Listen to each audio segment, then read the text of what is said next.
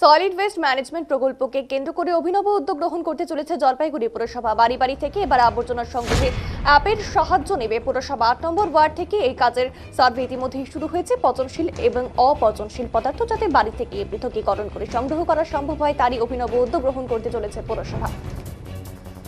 এই তথ্য দিয়ে আজ ভাইস চেয়ারম্যান সৈকত চট্টোপাধ্যায় বলেন, এর জন্য ৮ নম্বর ওয়ার্ড থেকে এই সার্ভে গতকাল থেকে শুরু হয়েছে। একটি ওয়ার্ডের মধ্যে 200টি রান্নাঘরকে ধরে নিয়ে একটি করে ব্লক তৈরি করা হচ্ছে। এভাবে একটি ওয়ার্ডে কমপক্ষে 7 থেকে 8টি করে ব্লক তৈরি হবে।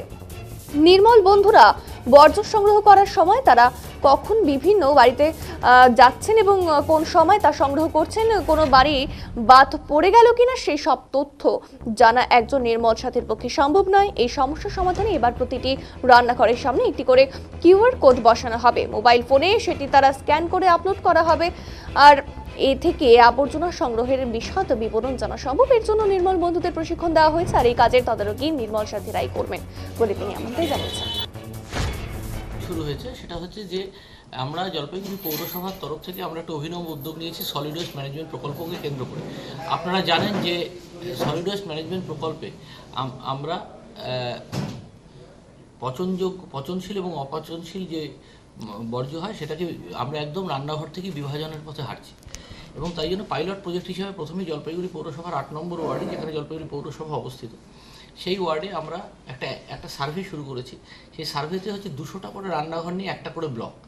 এরকম দেখা যাবে যে ৮ নম্বর ওয়ার্ডেই প্রায় আপনার এরকম 2000 থেকে উপরে রান্নাঘর কিন্তু আমরা চিহ্নিতকরণ করতে পারবো, এবং সেখানে আমরা আলাদা আলাদা বালতি দিয়েছি, যে বালতিতে পচনশীল এবং অপচনশীল মানে তারা বর্জ্য রাখবে, এবং সেটা আমরা কালেকশন করব। এবার এই কালেকশন যারা করেন এই বর্জ্য, তাদেরকে বলে নির্মল বন্ধু। এবার এই নির্মল বন্ধুদের কাজ হচ্ছে যে তারা কটার সময় যাচ্ছেন, কি করছেন এবং কখন বর্জ্যটা নিচ্ছেন। তার জন্য এবার ধরুন কোনো বাড়ি কেউ স্কিপ করে গেল, নিল না, তা সেটা আমরা ধরবো কী করে?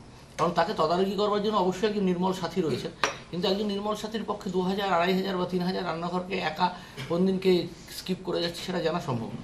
তাই জন্য নির্মল বন্ধুদেরকে ট্রেনিং করানো হয়েছে যে তারা যে বাড়ি থেকে ময়লা তুলবেন, সেটা বিভাজন করা ময়লা বর্জ্য, এবং সেটা তোলানোর পরে তার রান্নাঘরের সামনে একটা কিউআর কোড লাগানো থাকবে মোবাইলে।